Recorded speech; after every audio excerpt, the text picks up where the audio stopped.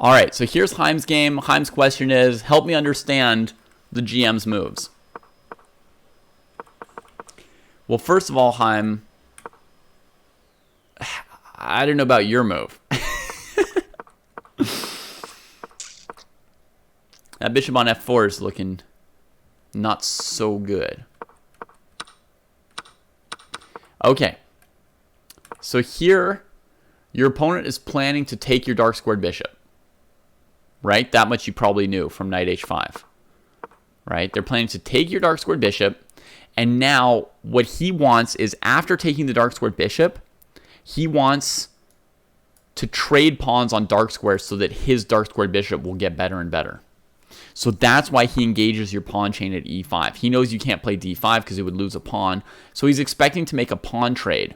Right now, this pawn chain here is going to more or less negate his extra bishop. So he wants to trade some of those pawns. And you should probably not trade on e5. This may look like an innocuous move to you, but your center is stronger if you let him trade on d4, right?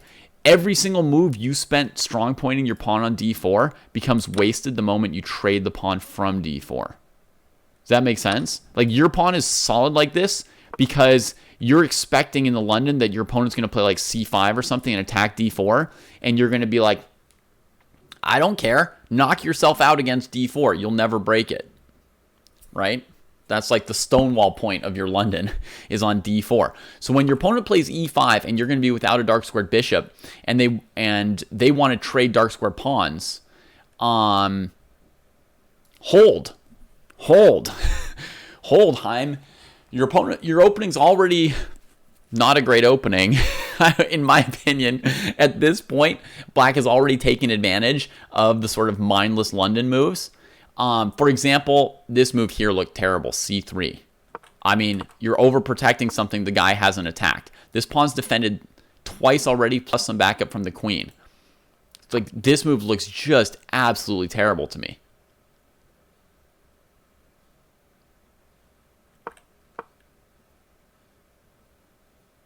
Right? What does this move do? Like, remember the last game we talked about how Gil does h3 and a3?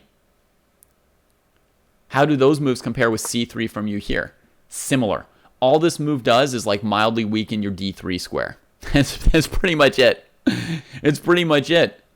You're overprotecting a pawn that doesn't need protection, and then as soon as your opponent like puts something there, you trade the pawn, absolutely like negating the nothing that this pawn was already doing. Right? The nothing that was and the nothing that will be of this move. So, I am casual player. Yesterday I went on a walk in 90-degree weather. Sweat, sweat, sweat. It was intense. So, I was very happy for my haircut, happy for my sunglasses, happy to borrow a water bottle from my partner. It's summer.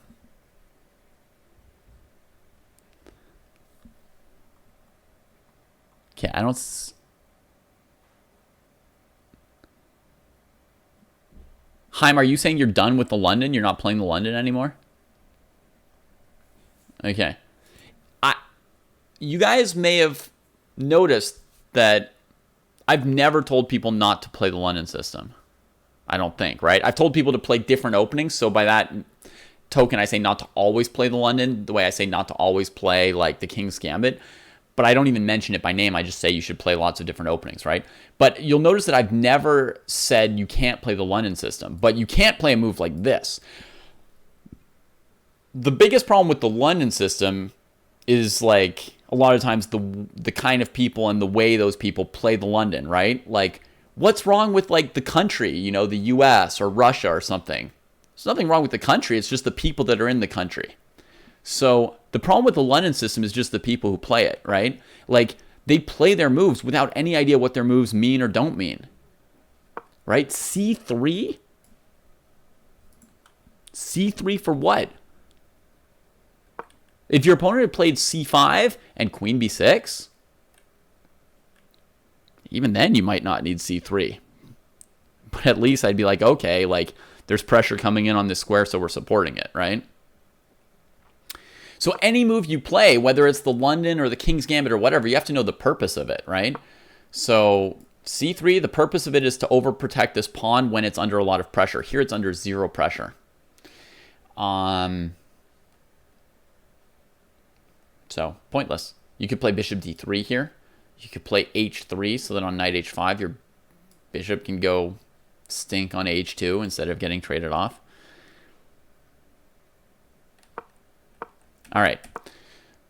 So basically, to understand the GM's moves so far, he's just taking advantage of the fact that your moves are bad. He's spending time on getting the bishop pair, right? A very small amount of time because your bishop moved twice and his knight moved twice. So he's not even really spending that much time. So he's getting your bishop pair for free. He's seeing that you wasted a move on c3. He's countering in the center and looking to trade dark squared pawns in order to open up diagonals for what we will call the unopposed bishop. Whether or not somebody has a bishop pair, anytime there's an unopposed bishop, so it could be an opposite bishop situation as well as a bishop pair situation. Anytime you've got an unopposed bishop, you want open diagonals for your unopposed bishop. As they say in the US, that's not rocket science, right? Like if you've got the only bishop that can move on dark squares, you don't want pawns on dark squares for you or the opponent blocking up dark squares. Because if there are pawns on the dark squares, you can't show off how spiffy your dark squared bishop is. How about bishop h4 here? Yeah, bishop h4 is playable, probably. We definitely need a better move for Heim because I've criticized d takes e5 pretty roundly here.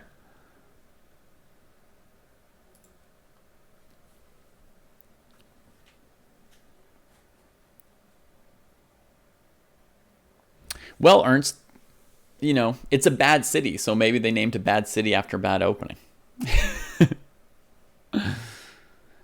So, bishop here, yeah, it's possible. That might be an improvement, actually, slightly.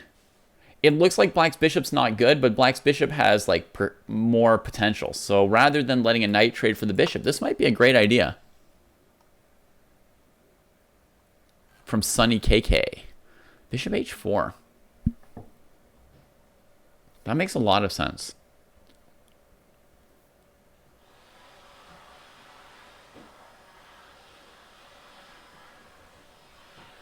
Yeah, nice move.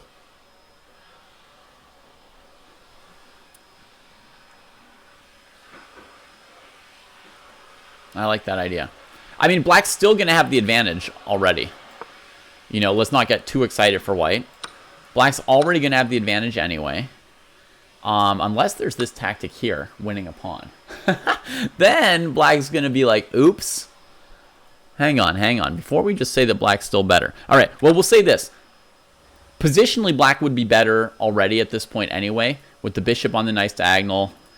Dark squared pawn structure, dark squared bishop traded. White's got a dark squared pawn structure. No, it'd only be equal. Black would be sort of equalized. Let's see, they're castling in one move. White needs 1, 2, 3 moves to connect the rooks. Okay, black's got a small lead in development. The position would be slightly pleasant for black, let's say. Slightly pleasant. White lost 1 tempo on c3 and 1 tempo on trading on e7. So white's lost 2 tempi. So black's at 1.5 tempi instead of white being up half a tempo.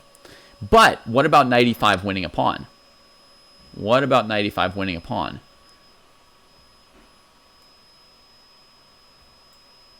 It wins for white, more or less.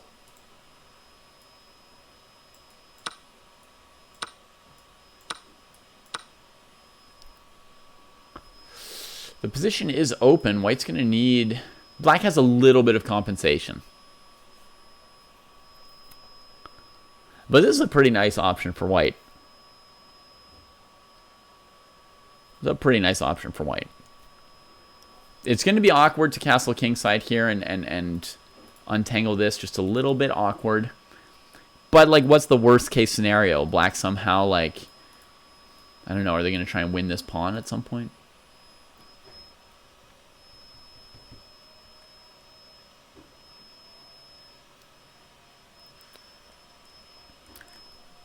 Black Black probably can find counterplay with really, really good moves that I don't even see.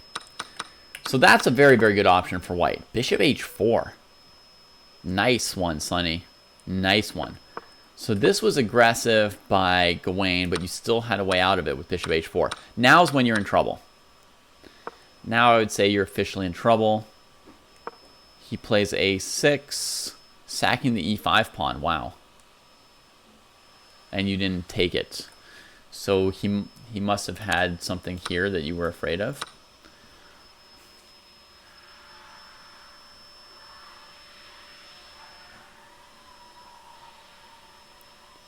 I don't see it yet, but I'm slow.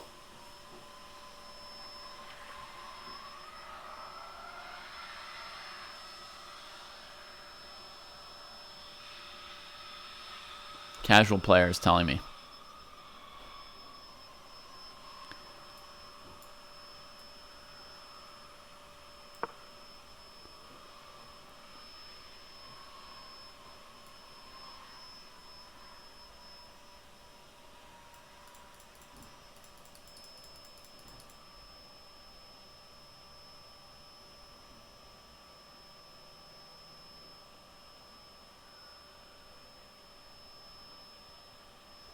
God, I want to make this work.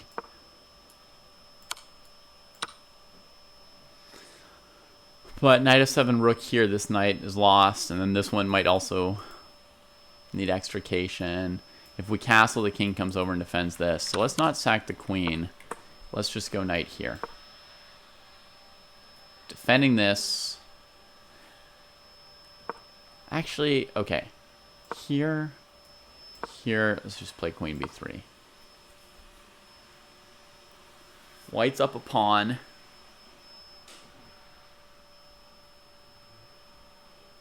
I threaten knight f7.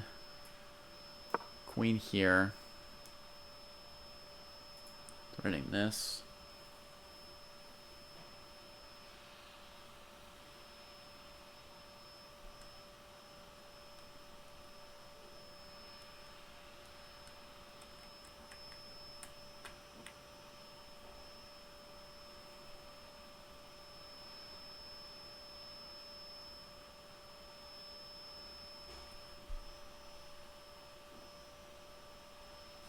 Yeah, it looks like black's okay. Okay, it's hard to see that, but yeah, I guess black's okay with queen b5.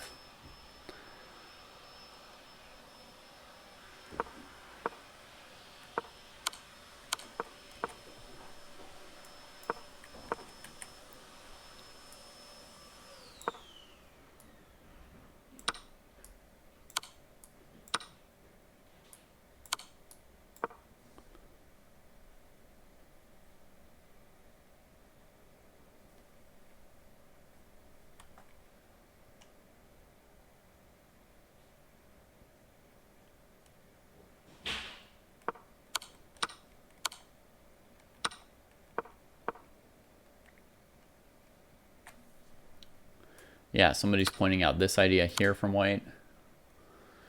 That if black tried to take the pawn while leaving the queens facing each other, white would slip away with their queen and say, well, I wanted a queen trade, but I wanted something else too. Anyway, I think black's got just enough here.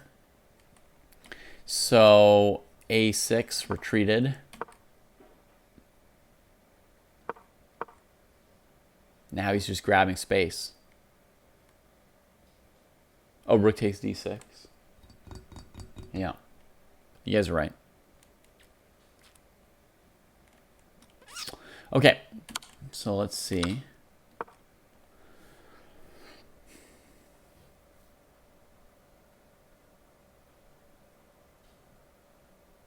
Well, Chaim, at this point, your position's very bad. Do you agree? Your question was, like, what's the... how to understand your opponent's moves. Are there any particular moves of theirs that you want to understand? Here he's been taking space in order to keep your pieces from having any outposts in the center, you see? And so far he's mostly succeeding, right? And then his next move, he stops you from putting a knight on c4.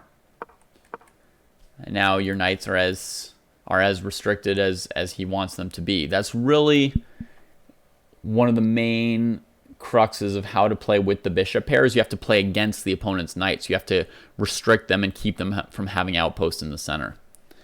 If you wonder how he did it, I mean, bishop b5, he got a tempo.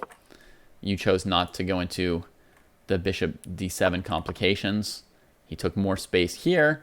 Then when your knight goes into the center, he takes that square away too. You didn't go to f5 because you thought g6 would just chase you back somewhere, that he had this covered enough, right? Your knight's going to be terrible on h4. Clearly, it would be basically trapped there. Your knight could go to h6 and probably be pretty bad there as well. I guess on queen g5, you've got tactics here, but b5, bishop b3, c4, bishop here, f5. I mean,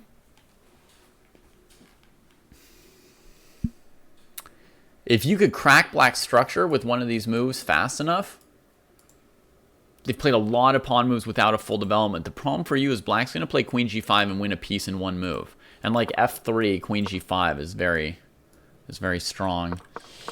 So I don't think you have time for f3, g4, queen g5. I just don't think it. I think it just doesn't quite work out time-wise here. It's just the calculation shows that black can hold the structure together long enough to kill the knight.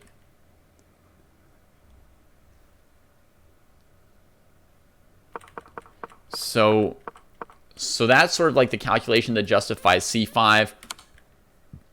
You traded off this so that your bishop wouldn't get trapped in by the knight because you were planning to come back here. If you played this move, then b5 here traps the piece. So alternatively, you could go here, I guess, to not trade this piece. And then, you know, he's probably going to play this anyway. And then this. You get a position like this. I don't know. You could try and fight out here. I think you're not done here quite yet.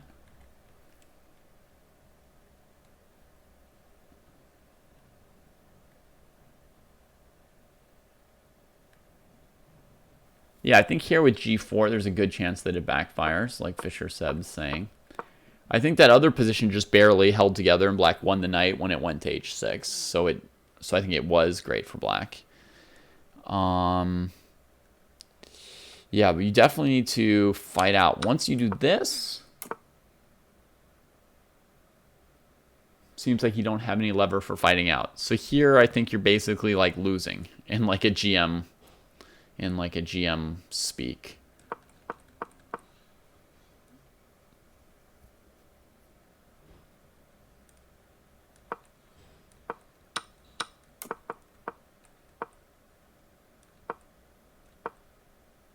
Oh, he lets you trade one of the knights.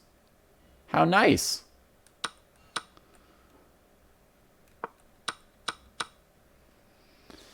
But it's just so simple because the other one's still trapped. Yeah, well, anything else you don't understand about what he was doing, Chaim? First, he countered in the center on dark squares. Then he grabbed space, trying to carefully make sure that he wasn't letting your knights get to any outposts. He pushed them back relentlessly. This is not from one of our rating categories, Far Eastern. This is a game Chaim played against a very strong grandmaster. I mean, I suppose we could say super GM. I think Gawain Jones has touched 2,700 FIDE at some point. It's like a 2670 to 2695 typically rated player. Very, very strong player. So, yeah, just an opportunity Chaim had to play somebody really strong.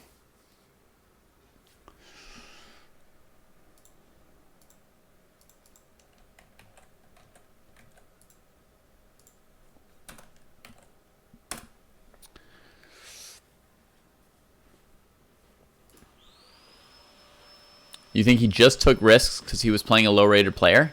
You don't think his moves were legitimately good, Fisher Seb?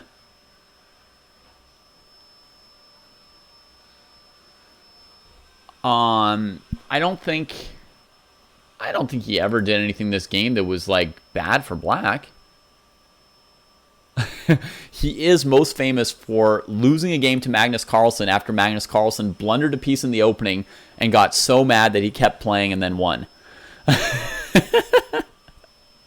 The position has some risk, I would agree, but I don't think he ever did anything bad. I don't think black was ever in a bad position. It was always justified.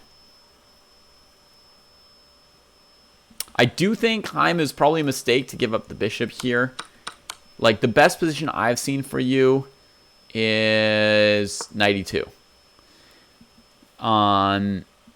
With the idea of, like, bishop c2, attacking this, and on f5, g4.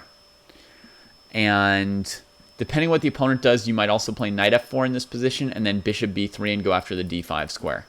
The reason I played b5 here for black was because if I played a random developing move, then you could play knight f4, and after I castle, you could go here and maybe get control of this square. That's what I was kind of not exactly wanting to allow.